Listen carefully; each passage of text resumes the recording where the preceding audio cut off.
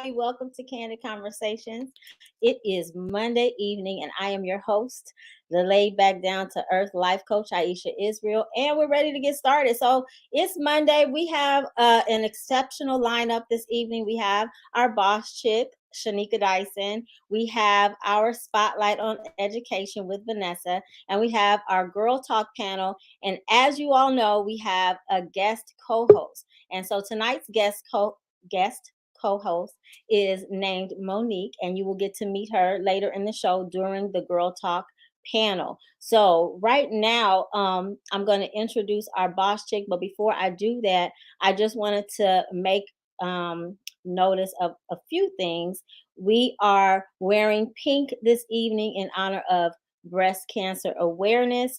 Um, I did have a friend of mine recently pass away due to cancer. So it's very important. And I do have family members that have survived and also have passed away. So it's very important that we just take a moment, if we can, to honor the lives of the people who are survivors and continue the research for breast cancer.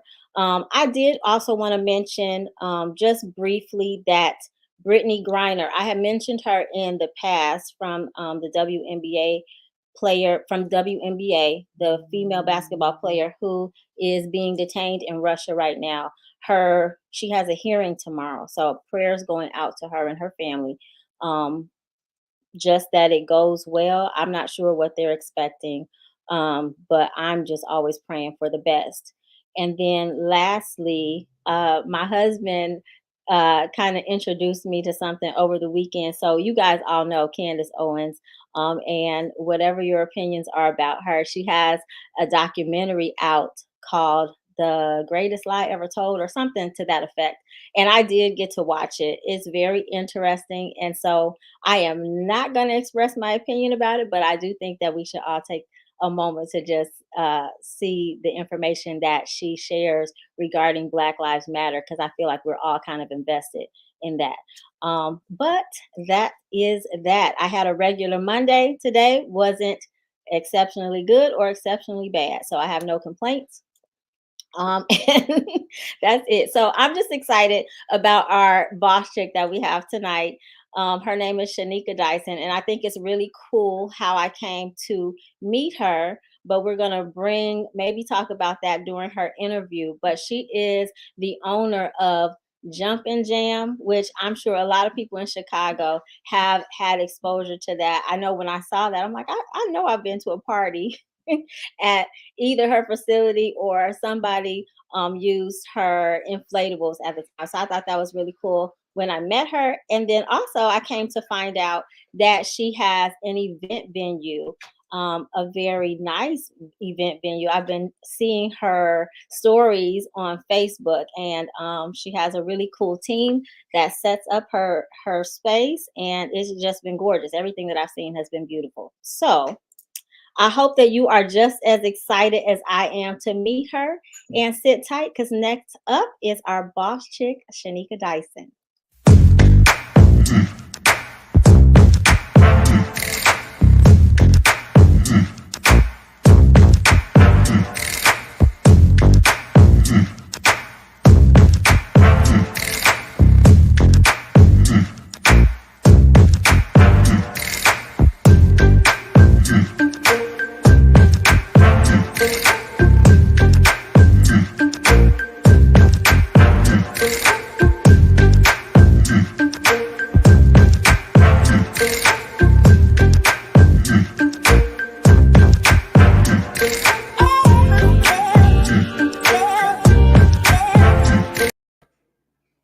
Hey there, how are you? Hi, how are you? I'm good. Welcome to the show. I'm so excited to have you here. I'm It's excited to be Monday. here. It's Monday. How was your Monday? It was good. It was good. Had a doctor's appointment, did some errands. Today is my one want to be off day. Oh, So I typically sorry. run errands. Yeah, all of my businesses are closed on Mondays. So today is kind of my day for myself. Okay. All right. Well, that's cool to have a Monday. So while the rest of us are sweating going to work, you're very nice. Okay, so how this typically goes is I give you a couple of minutes just to introduce yourself and say what you do, and then we will get into my questions for you. Alrighty. My name is Shaneka Dyson, and I am the owner of Jump N Jam Inflatables, Jump N Jam Playland, and the Atrium special event venue. I am a full time entrepreneur now. I've been a full time entrepreneur since 2014. My educational background is actually in accounting. I am a certified public accountant, so I'm a CPA, and I spent 11 years in corporate America. I actually left Blue Cross Blue Shield in 2014 to pursue my entrepreneurship full time. So that is pretty much my background and what I am up to now.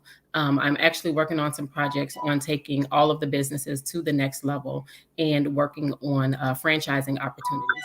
So Okay. I am busy. Can you hear me? I had to put my phone on do not disturb. Sorry. So I that's pretty much what I've been working on, coming away, trying to pull more and more away from the daily operations of things and kind of trying to look next level to see where I do want to take all of my businesses. Nice. Okay. Well, as I said, I'm excited to have you here and I'm excited to find out more and dig a little deeper. I hope you're open to that. So, I did hear you say that you have been self employed or fully self employed since 2014. But so I know that people don't just typically drop their job and then try to start something. So, you must have started before that. So, when did you actually get started as an entrepreneur? So I did a little, some dibbling and dabbling in real estate for a while. And Okay. I did that on the side, and I still do. But I started my first business, actual business, in 2009. Um, it, Let me back up. I actually started my first business before that. It was a shoe boutique with two of my friends, two of my best friends. And Nice. we had the business for about a year and a half. We had a lot of fun and we made no money. And Oh, the reason why is because we were young, we thought we were cute, we had a shoe boutique, and we did not know what we were doing. I okay. never call it a failure because from there is where I learned a lot on how to really start a business. So after we closed the shoe store in 2008, I had the idea to open Jump N Jam Inflatables in 2009. I got the idea from renting an inflatable myself. I looked. A guy left a flyer on my car, and I looked at it, ordered one, and the kids had a ball. And so when I saw him do it, I figured, I said, oh, this is super easy. I said, as many kids as me and my friends have and my family have, I can get a Mhm. couple of these things and, run them on the weekends Yeah. and make a little extra money. And so that was the thought process behind it. What I did was I invested into 4 inflatables, and the business, basically, to make a long story short, it took off extremely fast. Nice. It took off way faster than what I expected. I got some family and friends together as my team, and they worked with me. So the business took off. All the money that was invested for the business was made back by the 4th of July of that year. I took the money and reinvested in the business, and we ordered additional inflatables. So we doubled in size, and then we ordered more at the end of the summer. So by the time we got to the end of the first year, we had about 9 inflatables. And we made a very nice amount of money within a very short time frame, which was 6 months. Inflatables are a seasonal business in Chicago because of the weather. And so Yeah. we basically operated from March to September, and then we kind of closed down for the year. So we did this for several years. And each year we got more and more inflatables. We got bigger and bigger. And we went hard. We were Yeah. hungry. We were hand foot flyers. We had flyers in Harold's Chicken, every beauty shop, barber shop, nail shop. I mean, we took the flyers everywhere. So we were very, very hungry and heavy on the marketing to get Jump N Jam's name out there because we were a new business. Yeah. And I learned that from the shoe store. The name of the shoe store that we have was Obsessions. And we basically just jumped out there and went and opened a shoe store. We had no marketing plan. We had no business plan. We had no website, no e-commerce, no nothing. And so I Okay. learned from that, basically, we were not prepared. We didn't plan for it. And I also learned the importance of marketing. So when I started Jump N Jam Inflatables, we went hard. I did homework, learning how to build my own website. That was the year social media really kind of started getting heavy, 2009, 2010. Right. And we got the website and the social media up and going, and it took off. So we did that for a few years. And what happened was I saw how much money I was able to make from that business.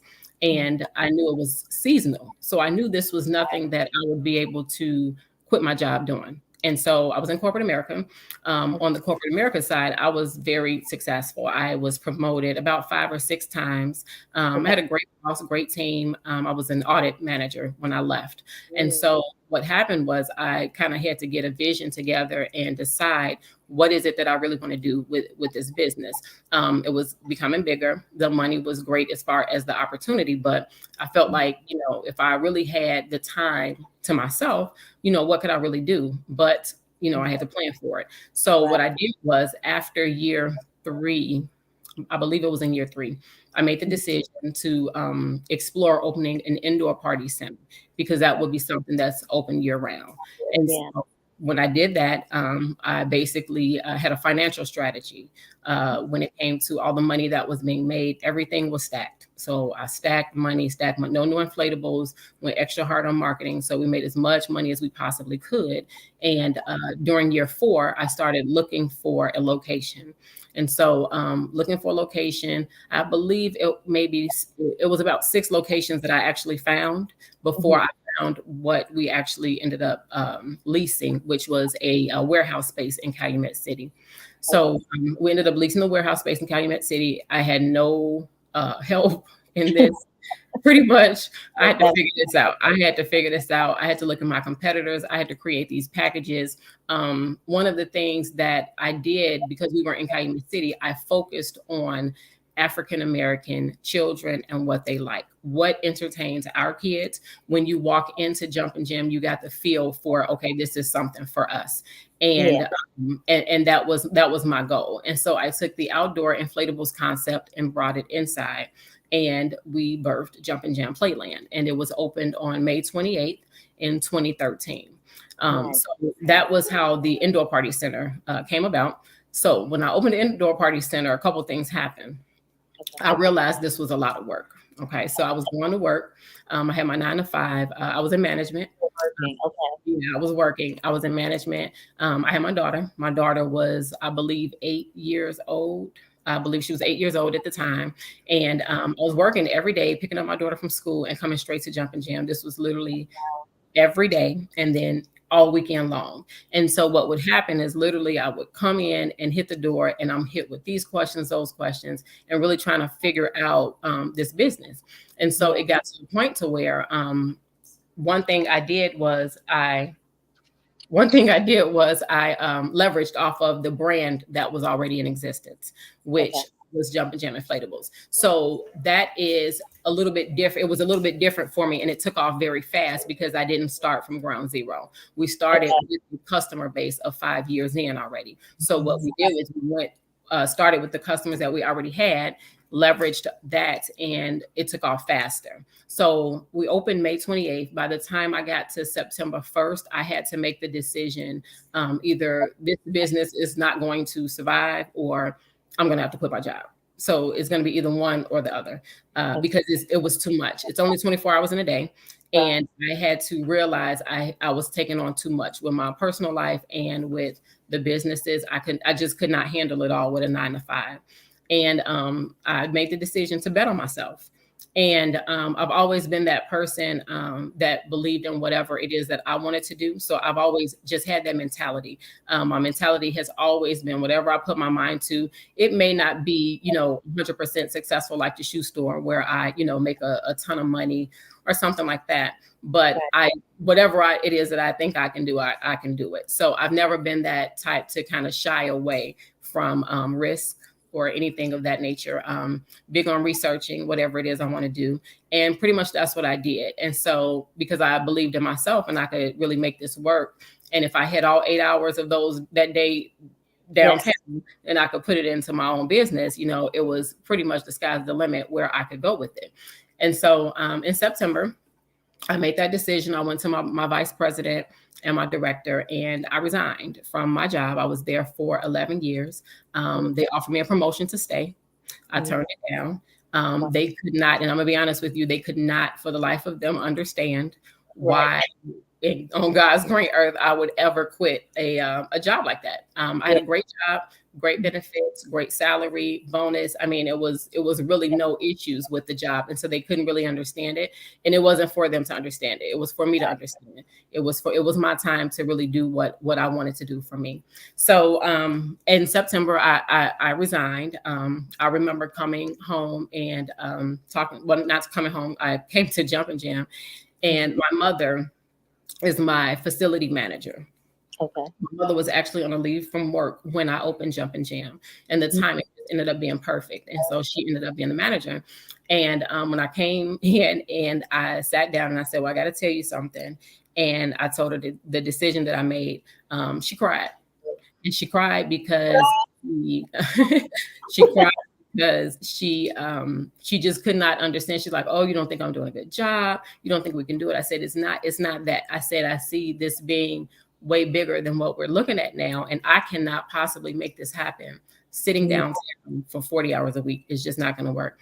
And so she's like, when you have an old school parent like that, I went to school for 4 years. Yeah. I said, I can hear that. Quit a job. What? That's exactly what she said. She said, you don't quit jobs like that. Right. And I'm like, Mom, I'm not happy. This is not what I want to do. I want to do something different. I want to, give it a chance to see where I can take this. And it was tougher for her. It was really tough for her to get it. And it's a very different as well. Jump N Jam Playland was a party center open 7 days a week to the general public. That is a very, very different business than having an at-home business, having a business to where you don't have the general public coming in, because now you have to deal with customers, you have to deal with customer service, you have to deal with staffing. These are all new things nobody told me about. And so my background was not in, customer service or food service. I didn't have that background. So I had no training or anything. I had to really figure it out, because it got so busy so fast. It was either, you're gonna get it together or we're going down.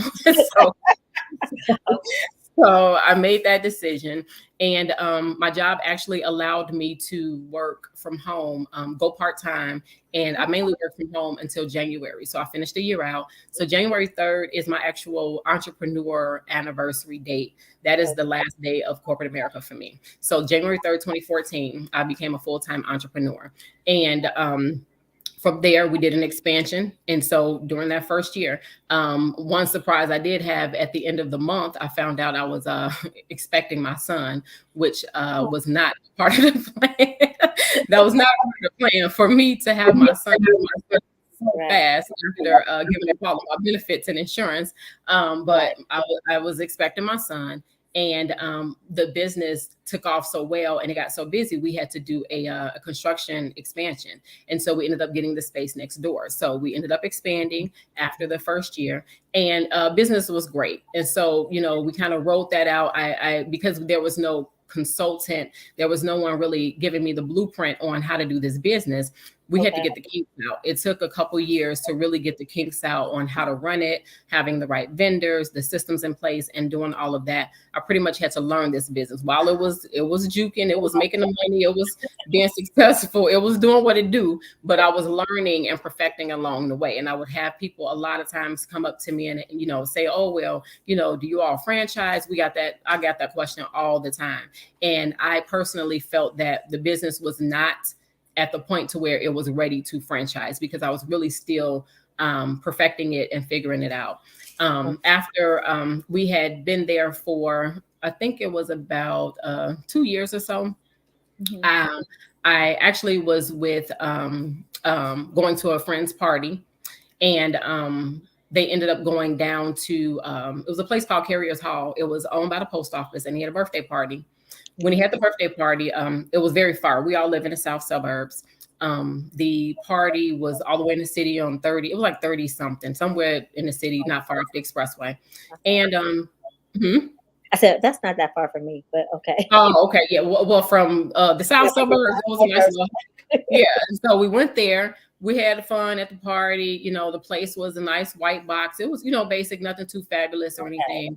And on the way home, I'm like, why do we have to go all the way down here for this birthday? Why he didn't find a place closer? And right, so that's when they were like, we couldn't find a place. And I'm like, what you mean you couldn't find a place? And of course, my light bulb went off. You right. can't find a place. And as much as y'all party, y'all go out. I'm like, So I started looking into it. I looked at his contract. I saw how much he paid. I'm like, you paid all this money for this Mm, space. Wasn't nothing extravagant or anything. I'm like, man. So I later on that week, you're saying I could do that, huh? yeah, basically I saw the need. And Mm. so I talked to the landlord and where Jump N Jam was, because that building was huge. It was huge and there were several vacancies over there. He took me around and the space adjacent to Jump N Jam was available. So to make a long story short, we basically did a whole build out and I came up with the concept for this event space to have these events. And so it was a nice place and did construction there, put all this money into it. And literally, when I say literally, I mean literally, the day before the grand opening, Calumet City inspectors came in, gave me a letter from the city attorney, and would not give me a business license to open. Oh We had no. gas coming. Yeah, it was a total disaster. It was really bad, to say the least. It was really, really bad. A lot of money was lost. It was a mistake on the city's side. They did not check zoning prior to giving me all the permits and all that stuff. Oh, So basically, we never opened.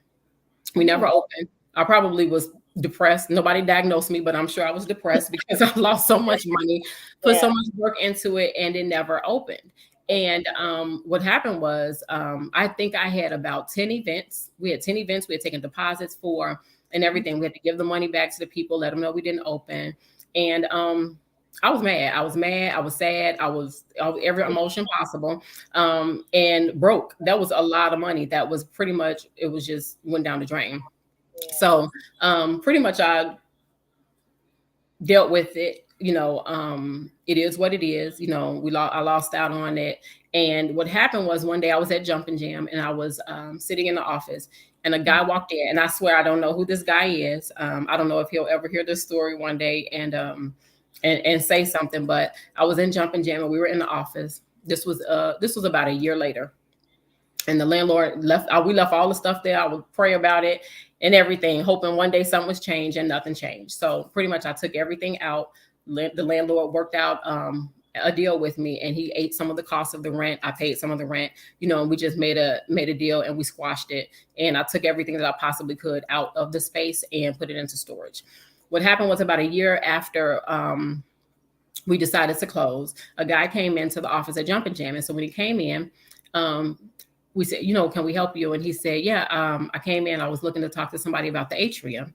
And so we looked at him and we're like, what do you mean the Atrium? The Atrium isn't open. And so he was like, what do you mean it's not open? We're like, it never opened. And we were just so amazed because we're trying to figure out, we ain't talked about the Atrium in months, right? So the website was still up, social media was still up, so it was still out there. I never took it down. And so this was a social club. The social club had found us on social media, and they went to the website and they voted. And they wanted to hold their anniversary celebration at the Atrium. They voted on it. They had the check ready. They had everything ready. And he came in for an appointment to book. And so when I told him that it never opened, I mean, it was just so devastated. He like, man, we got to go back to the drawing board and blah, blah, blah, blah, blah. So he left. And so after he left, I kind of had a moment. And I'm like, if this man was able to find the Atrium after a year and no marketing, no nothing, he just walked in. I'm like, there is a need for this business. And I thought about it for about a day or two. I started looking online and I said, I'm going to do it again. I'm going to try it again. And I reached out to some different listings, restaurants for sale, just trying to figure it out and revive the whole idea. And what happened was I saw a guy had a listing. He was selling a restaurant. He was actually a business broker listing the business for sale. And when when I called him, he said, I wanted you to sign a non-disclosure agreement before giving information about the restaurant. I'm like, okay. I was like, I'm not going to sign nothing. Like, I just brushed it off. I just said, okay, whatever. And so I said, okay, I'll give you a call back. I just hung up. And so like literally 20, 30 seconds later, the phone rang again. And so when the phone rang, I answered the phone. Thank you for calling Jump N Jam. And he said, hi, you just called me. And I was wondering what business this is. And I'm like, what do you mean? And I said, what do you mean I just called you? And he told me, he said, I'm the guy you just called about the restaurant. I said, oh, now pause. I thought that was super creepy. He freaked me out because I'm like, who does that? But it was on the caller ID. It was on the caller ID. What happened was he's a business broker. So follow me, right? He's a business broker. Okay. And Jump N Jam Playland came across his phone. He had never heard of Jump N Jam Playland before. So what he does is he sells businesses, people who wants to franchise businesses and people who wants to actually sell their business, find them a buyer, all of that. And so that's why he called back, because he was curious. And so he asked a few questions and I thought it was extra weird. And I was guarded a little bit because, I just thought that was a little stalkerish a bit, that asked all those questions. But anyway, I ended up talking to him. He checked out, his credentials checked out, and he actually worked for the company who franchised Jimmy John's. And so they had a reputation, they were reputable and everything. And what happened was he ended up coming in like the next day. He came in and introduced himself and he walked through. And he just looked around and he was in amazement. He's like, I've never heard of this place. You're in Calumet City. I'm in the suburbs. Like this place. And Jump N Jam was 22,000 square feet. So the space was extremely, extremely big. And so after talking to him, we ended up forming a business relationship. And so after talking to him, I told him what I was looking for. He asked more about it. Like, okay, you called the restaurant. Are you looking for a restaurant? After, starting to work with him, within, I would say probably maybe a week or two, he found another location for the Atrium. And so when we went to look at the spaces, he sent me over there, and the rest is history. I looked at the space and envisioned it, walked through, and we ended up not getting one space. We got 3 spaces, and we basically built it out to what we wanted it to be. And a lot of people saw the Atrium before this current location. The people who saw the Atrium before the current location, they really honestly, they said it was nothing but God. The reason that place did not open is because it was never supposed to. It took a minute for me to accept that because we put so much into it. Loss. Yeah, it was such a loss. But that is honestly true. It was never supposed to open in Calumet City. It was a learning experience for me. I would tell you now, I can open a business with my eyes closed. I can tell you everything you need to know, to cross your T's, dot the I's, paperwork together. I can tell you everything now after going through. I might be calling you because I can tell you everything. Okay, I can ask all kind of questions because of that. Yeah. But basically, we ended up, now we're in Country Club Hills, and the Atrium has become what it is. It took off. It took off fast. I thought Jump N Jam took off fast. The Atrium took off. It took off fast. And the Atrium has grown by leaps and bounds. Before COVID, it was growing. Post-COVID, it grew exponentially, even more. Even the streams of income we're decorating now, which is a whole nother type of business for us. So the business has changed a lot, grown. It is. So, that's my story from 2014 to 2022. They ask about me from time to time at Blue Cross Blue Shield. And I have a couple of friends that are still down there. And they get a kick out of telling them she's doing well. She's doing well. She made the right. I feel like that was the best decision that I actually made. I would not trade it for anything. I would not trade my path for anything. I don't think that I was in corporate America for 11 years, wasting my time. My expertise that I have from being an auditor, from having the financial background that I have, it's priceless. It's irreplaceable. And it actually makes my journey as an entrepreneur very different from your average entrepreneur. I have a lot of insight and skills from my corporate America background that a lot of people would not have or pay people, to get. So that's my journey. It is very different. I encourage people a lot. I do a lot of networking events when I can, and panels and different things of the such, just because This is not easy at all. It's it's very difficult, and it takes a lot of dedication to stick to. You also have to sacrifice a lot, and Yeah. people don't understand that. All they see is the success sometimes, which which is great. That is that is my pride and joy in my businesses. But it took a lot to get here. This is not something that happened overnight. I've worked hard. My family, have to understand. I've sacrificed a lot. Personal Yes. relationships, friend relationships. I done missed a lot of trips. I done missed a lot of birthdays. My kids have sacrificed. It is honestly a lot. It is a lot, but it is definitely worth it. I have a very good team behind me, a strong team behind me. So that's basically my story. If you have any questions about it, I'll be glad to answer. This has got to be the easiest interview I've ever done because I didn't ask any questions, and They you tell like, me I like to talk. yeah. Well, while you're talking, I'm like, oh, okay, well, I don't need to ask that.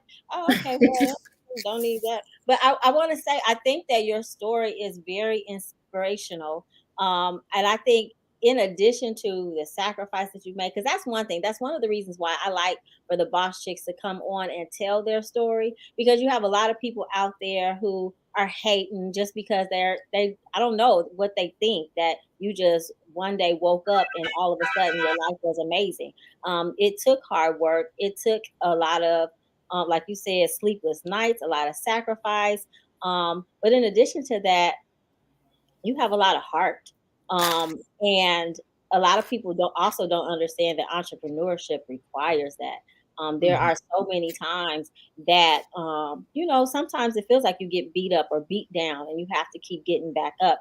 I want to say this, and then I'm going to ask you the question I told you I was going to ask you. But my husband also has me watching the Kanye documentary, who right now I can't think of the guy who did it. But anyway, Yeah, that is a very inspirational story. Regardless of what you think about Kanye, he I just hustled.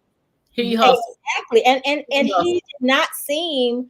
I mean, if he was, you could not see discouragement in this man.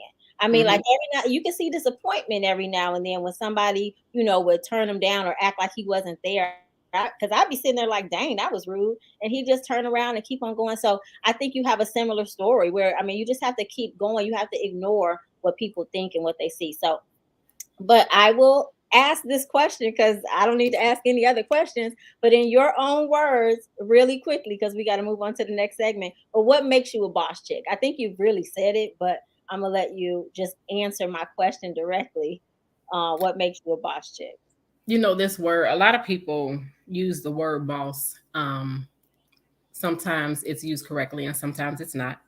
But you know, I own my journey, and my journey is mine, is nobody else's, and my outlook on life is a lot different. I am a risk taker, but I take risks on myself. You're not going to get anywhere saying, well, what if, if you don't believe in yourself that you can do certain things, it's not going to happen. I can tell you that now. You can't be as doubtful, as a lot of people are. I'm not saying that it's easy. It is going to take work. It's going to take hard work. And if you're scared of hard work, this just is not for you. And you some of the things that I will tell people, if this is a lot of, I think because of the pandemic, a lot of people, had a lot of downtime, and a lot of small businesses sprouted from COVID. Yeah. And some of them are good businesses. They're going to be successful. Some of them are, maybe hobbies turning into businesses. And some people are not looking at the whole concept of entrepreneurship as a lifestyle, like what it is, and they don't really understand what it takes. They just think it's easy, and it really is not.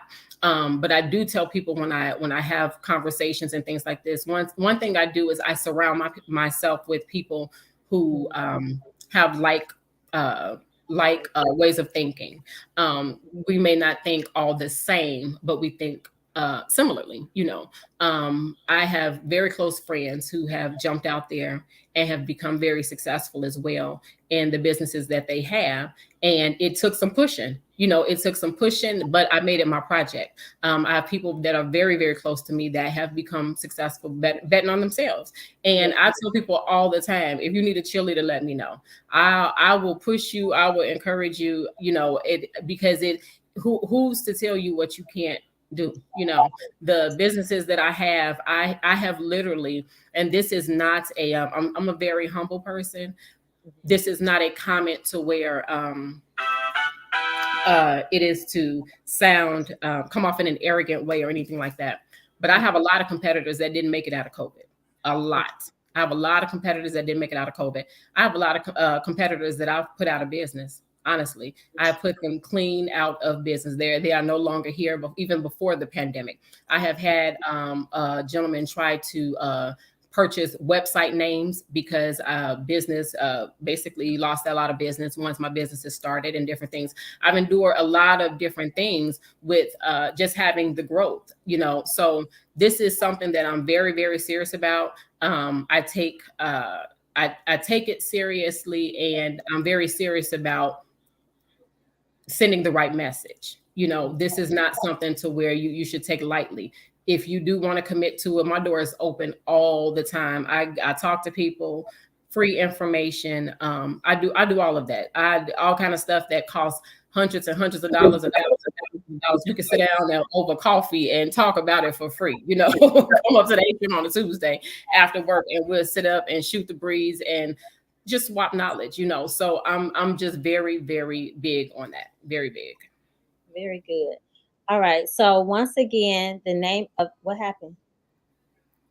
Uh-oh. Can you see me? I can see you. Something happened with my screen. I apologize. Okay. So the name of your why can I think right now? The technical difficulties are really bothering me. Okay.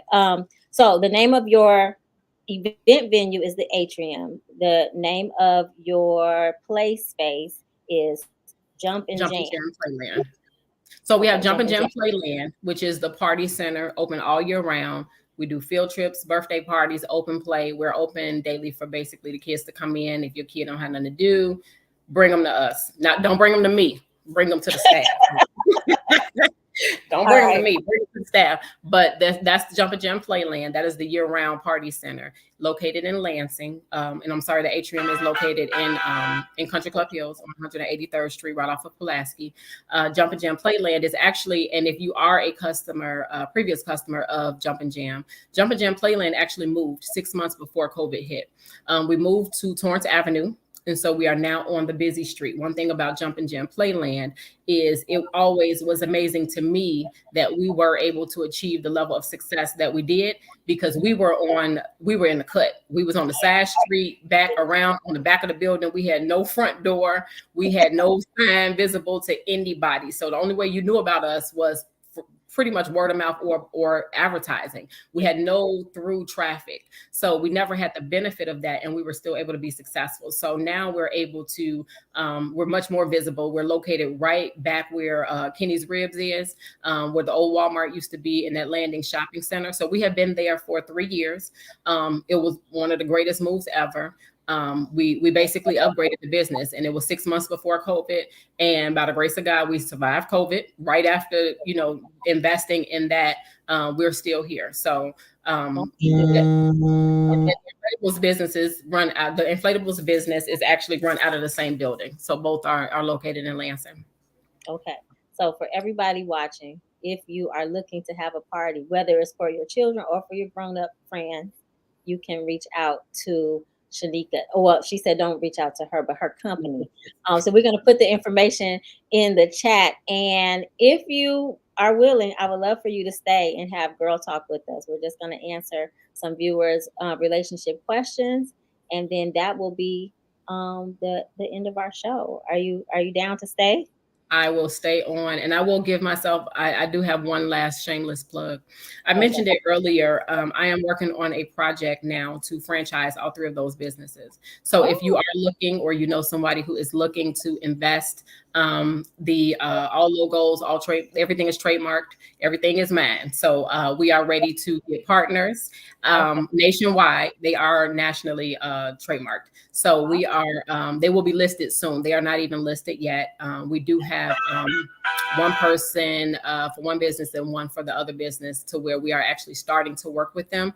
And we have not listed it yet. So if you are interested, or know anybody interested in having your own Jump N Jam location or Atrium location, you can definitely give me a call. I'll put you in touch with my people, and we can get the ball rolling with that.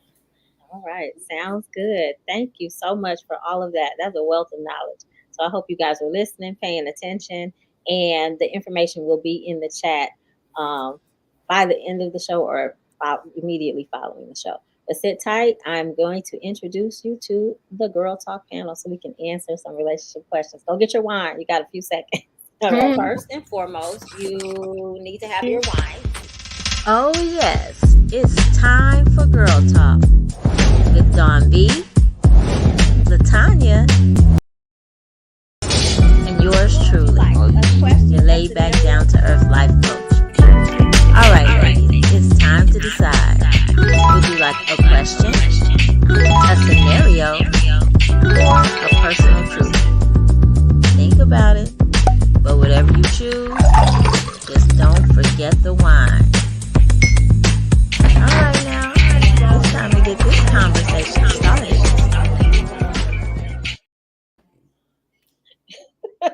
Where is Dawn? All right. Good evening, everybody. How are you? All right. So we just got through listening to our Boss Chick interview with Shaneka Dyson, but I will reintroduce her to everyone that's out there if you just tuned in. That's Shaneka from the South Suburbs of Chicago. And Hey, then down there is Dawn B, our resident comedian, one of the fabulous Girl Talk panelists. And we have our guest co host this evening, Monique. Welcome. How are you? I am good. Glad to be here. How are y'all? Amazing. Yeah, Thank it's you. Monday. So we're going to jump right in. I will quickly go over the rules of Girl Talk for those of you who are new to Girl Talk. So we have each panelist on Girl Talk gets an opportunity to choose a question, a scenario, or a personal truth that they will answer uninterrupted. And then when they are done, the rest of us will chime in. And I typically start with the person next to me on the screen. So lucky you, Shanika, you are up first. Oh So, Lord. would you like a question, a scenario, or a personal truth? Okay, I'm new to this. A question, a scenario, or what was the third one? A personal truth. Kind of like truth or dare, but there's no dare. Oh God. Let's see. Let's do a The question of what's the second one? question, a scenario, or a Scenario. personal truth. Let's do a scenario. All right. Listen carefully. So, me and my husband have been together going on 6 years. I am the breadwinner, but we split bills 50-50. During our entire relationship, I've never been unemployed and I've never not had my half of bill money. Meanwhile, he's been unemployed like 3 or 4 times, and I've had to pick up the slack and pay 100% of the bills each month. The past few weeks, I have been feeling horrible and I've been missing work with no pay. My doctor wrote me out of work for 2 weeks starting today, but if I stay out for those 2 weeks, I will not have enough money to help pay the light bill. So I decided to just go back tomorrow. I was discussing this with my hubby, and at first he didn't say anything, and then he came back and said he will pay my portion of the light bill so I don't have to work sick. But it would be nice if I can give him some of the money back when I do get paid. I immediately got upset because he has never paid me back when I have had to pay. Oh, I can't see down there. Hold on one second. When I have had to pay a bill by myself and I feel some type of way. Oh God. I don't know why y'all gave me this question. Our light bill is $288. I would understand if it was the mortgage, but am I crazy for thinking he should pay the light bill and not expect me to pay him back? I'm not the one to answer this question. This is for you. Do it. It's Candid Conversations. Let's go. Ain't no way in hell. No, absolutely not. Absolutely not. I'm gonna be honest with you. I'm divorced. Okay. And I was married very, very young. One of the first red flags, well, no such thing as red flags back then, but when I was married, I was 24. One of my first red flags was coming up short with money. I just was not raised that way. I just, and it's to each his own, but it's something wrong if you can't keep a job. And that's a lot of nerve to ask for some money back. And if you got some money, period, you should just be paying it. Why would I give it back? It's something ain't right. Word, I agree. Well, I don't know. I think she sounds ridiculous, though. Sometimes it's hard to relate to. I just couldn't be in that situation. It wouldn't work. I wouldn't work. We wouldn't work. It just wouldn't work.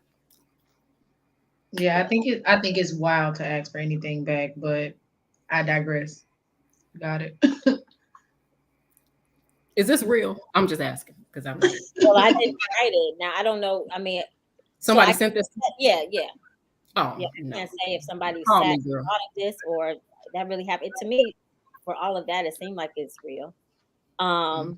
It's unfortunate that because you never know. Like people don't necessarily divulge like their age, their work history, whatever. Why this is a concern. And sometimes it's a little interesting for me just because I feel like I'm involved in relationship things all day.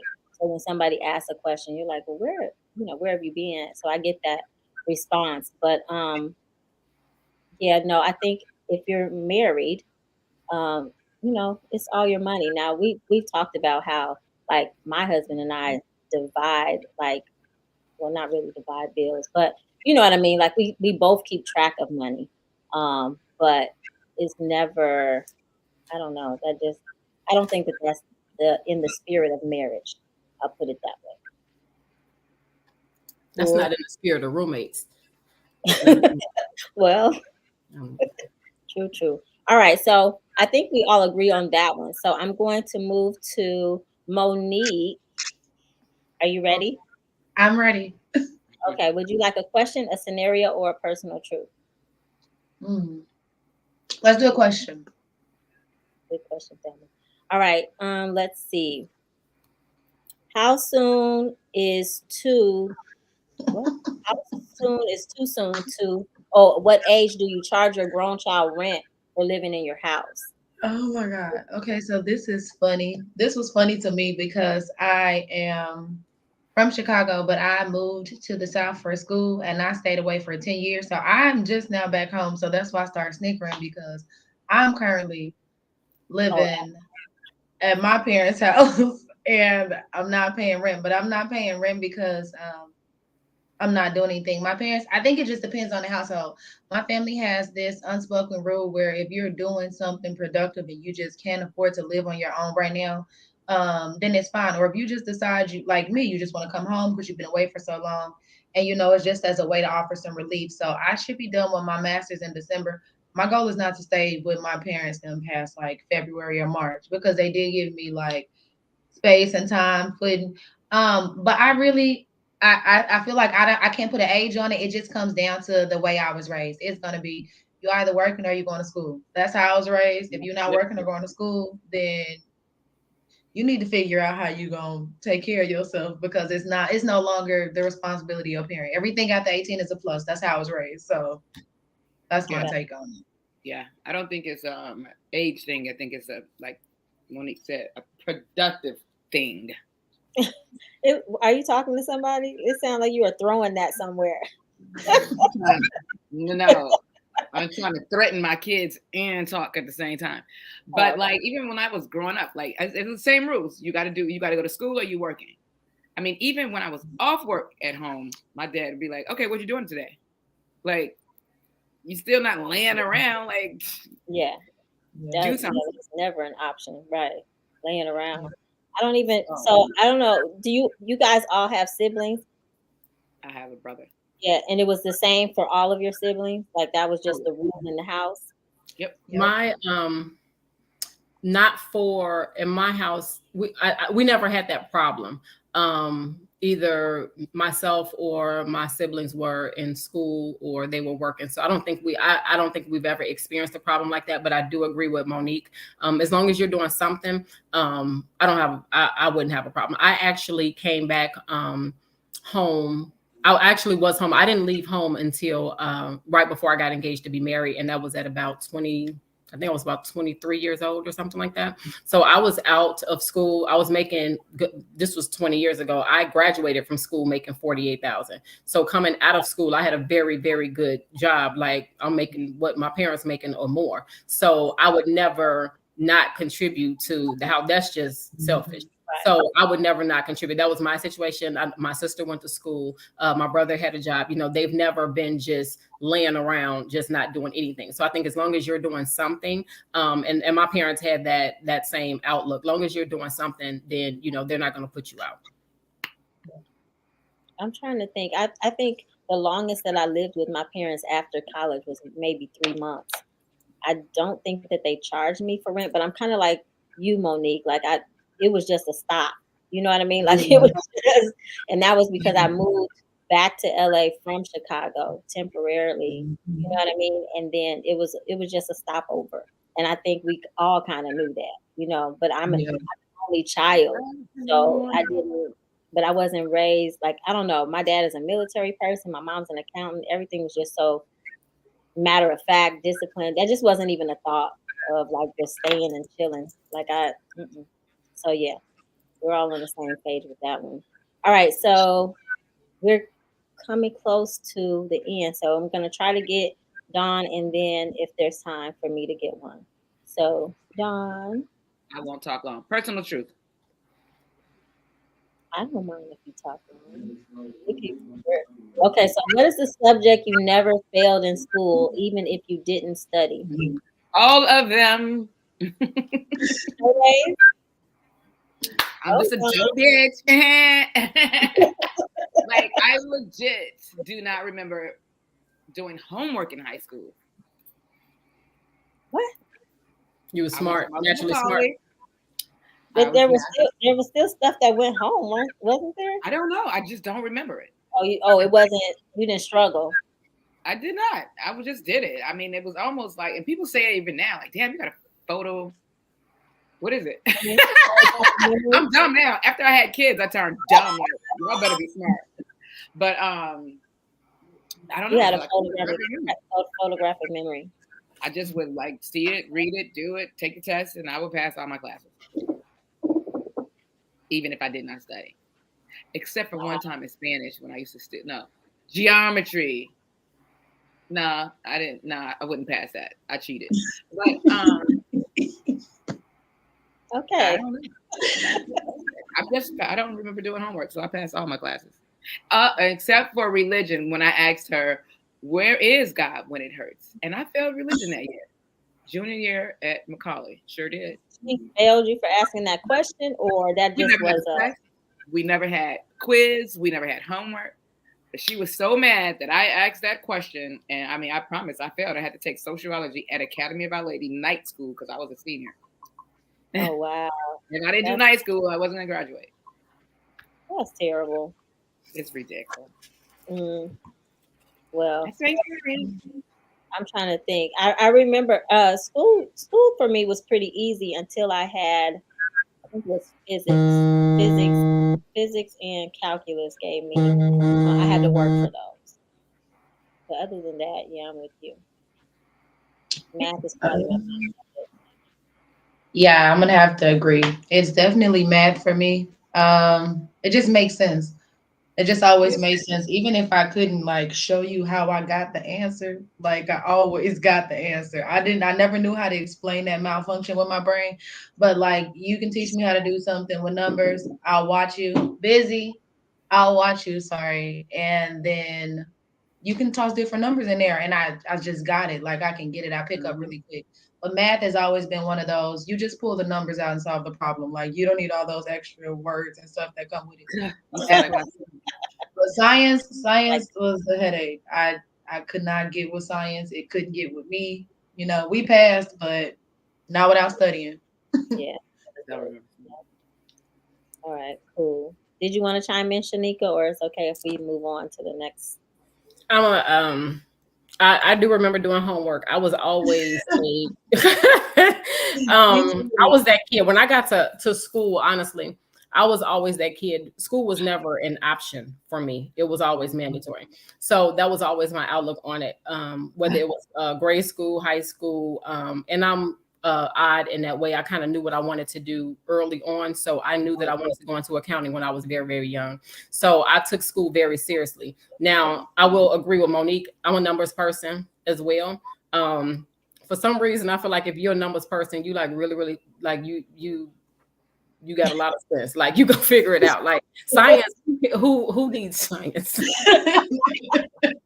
Some stuff really ain't necessary for life. Science, all of that stuff. If I need to know something about science, I can go find it out. Math, I need to know in the moment. Like I'm a numbers person. 2068. What is it? You know, so it's certain subjects absolutely just came natural for me. But even when I got to college, I was perfect attendance. I ain't gonna lie. I don't care if I was in my pajamas. I was there every day. I was not playing. I needed to get in, get out. So I took school very seriously. I agree. Numbers just make sense. They make sense. You can always make them make sense. Science, you just got to go with what they tell you sometimes. You know, personally, Monique, I think that numbers people are like smarter than everybody else. But okay, I didn't say that out loud. So okay, fine with me.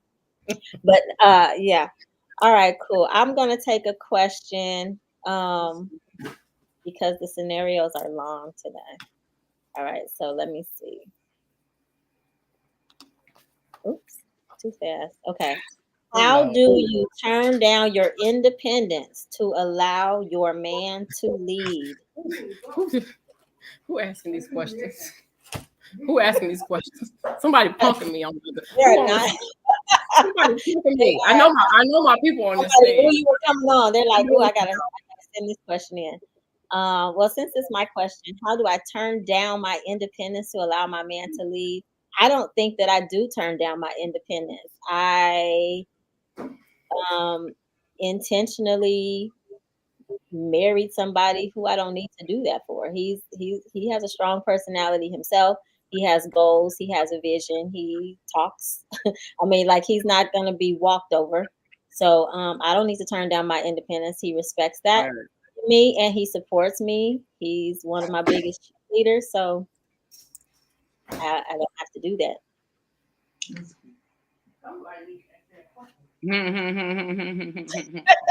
Anybody want to chime in? You know what? I think the question that just hearing it sounds difficult. How do I turn down? Turn down for what? But exactly. I think the problem is with the strong-willed women that do not allow men to be men, knowing you need to chill so this man can get it out. Some women, excuse me, I think some women just be all blah blah blah blah blah blah blah blah blah, and like totally disregarding just any other personality in the building. And the women that don't know how to allow a man to be a man, then that's an internal problem. You don't have to turn down your independence, but I think that as a woman, you can allow a man to hurry up and get it out. But do you have to turn down your independence, or do you just have to be quiet for a moment? You don't turn down your independence. You just know how to work your strong personality. That's what I said, because then men they turn it into, oh, alpha woman. You're too strong. I'm like, nigga, you met me at Home Depot. I've been strong. It's a lot of confusion in that the term turn down my independence. It's like What does that mean exactly? Yeah. Barry, shut up. See, turn down. What did he say? See, my ugly glasses. He said turn down. I said. Whatever. They said turn Dawn down. But see, then I'd be getting offended, and I'm like, yo, okay, you turn down. In fact, you can't even sit in the same room as me. But then I just be bugging. Well, I think I learned a long time ago, a power struggle is a waste of time. Oh so my God. If right now you feel like it's your turn to talk, then I guess it's your turn to talk. But when I have something to say, I'm definitely going to say it. I'm going to say it. So is the comment only for is this just in conversation? How deep are we going with this? However deep the question was in your mind. This is very, very difficult for women who are strong-willed, independent women. One of the reasons why it's very difficult is one of the roles of a man is to lead. So if you're with a man who is not accepting of that, it makes it very, very hard. I've experienced it on more than one occasion. And a lot of times it's not anything that I'm actually doing. It's just when you're dealing with the man, that man you got to be a strong man. You got to be a strong man. And if you have insecurities and different things of that nature, it's not going to work. It's going to be a problem. What was the question again? How do you turn down your independence to allow your man to lead? Your man to lead. Oh. Yeah. So for a man to lead, the insecurities can't be there. And I've seen that firsthand quite a bit these days, is the insecurities in men when it comes to women, because that's what they're used to. So it's difficult. Yeah, I agree. It can be difficult, but yeah. Monique, you just shaking your head. I don't know, because the truth is I'm a little younger, and I do struggle. I won't say turning down my independence. I struggle with dealing with the equal. Like initially, people seem like they're gonna be on the same page, same level, but eventually, it ends up weeding out, and I end up not all the time, but a lot of times dealing with a guy who's intimidated by me. Like, oh, you always doing this, you always doing that. Like, why are you bothered? Because I'm doing something with my life. Oh, you always doing this. Like, you'll never have time. Hey, I have time. You feel me? But you can't just make me make time because you feel like I haven't had time for you. Now, if I'm telling you I'm busy and I'm saying this is the time I have available, it doesn't mean that I'm not willing to adjust or be extra tired one day because I haven't seen you in a while. But I feel like sometimes or at least me, when I try to relax and let a man lead, he just take that as an opportunity to like just take off. He think he calling all the shots all of a sudden. And it's like, hey, I'm fine. I love having you around, but I don't need you to feel like you have to run everything. I feel like it's give and take on both ends. Like, what is the man doing to not make the woman feel like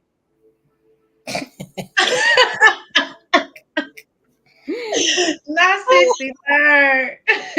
But it's just like it's give and take on both ends. Like I can shut up sometimes. I mean, I have a problem with seeing stuff from a different view sometimes. So allowing them to explain like where they were coming from, I feel like that makes a big difference. But at the end of it all, I think it just comes down to how you guys communicate, like talking and receiving each other. People get upset. Y'all know from Chicago, they got this term goofy they use so loosely. You get mad at me, you can be mad all you want. Just don't get to calling me out my name acting crazy. Because then if you think that you were less of a man before then, and it's like, man, we really gotta go low now. Like, but it's really hard. I'm not gonna lie like it's easy because I'm obviously probably the worst at it of the four of us on this call.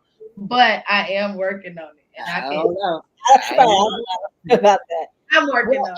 I know how she can do it. I know how.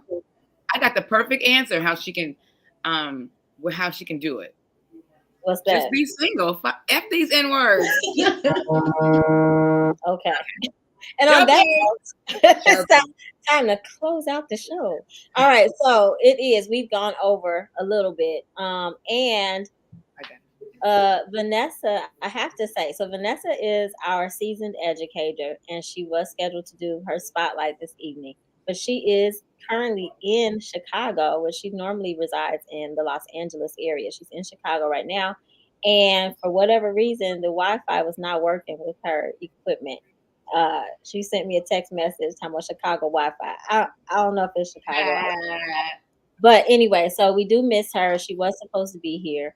And I will check on her when the show is over. But thank you again, Shaneka, for your interview, your very inspirational interview. I am inspired, and I'm glad I have your number already. See you in December for my son's birthday. Really? Yeah. Gotta come find me. We find cute places, and this sounds it's right up our alley. Yes, for sure. All right. So thank you everyone for tuning in. Thank you, Monique, for joining us. And you can give Monique your shout outs in the group, Candid Conversations, the group, to let her know how she did. And we will see you next week.